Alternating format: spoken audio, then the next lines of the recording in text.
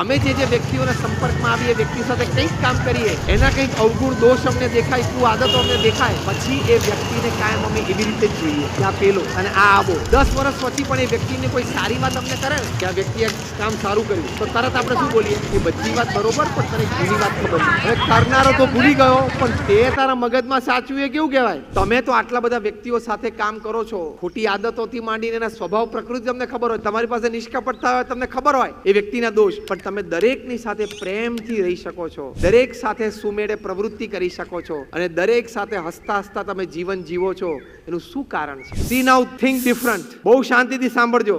દરેક વ્યક્તિ જે આપણા જીવનમાં આપણી સાથે નાના મોટા પ્રમાણમાં છે, ઓછા વત્તા સમય માટે છે, એ દરેક વ્યક્તિ સાથે આપણે હળી મળીને આનંદથી રહી શકીએ, હસતા મોઢે સમય પસાર કરી શકીએ અને ક્યારેય વ્યક્તિ અને સંબંધો માટે ઉદ્વેગ, કંટાળો, હતાશા ન આવે એની માટે થિંક ડિફરન્ટ. પ્રમુખ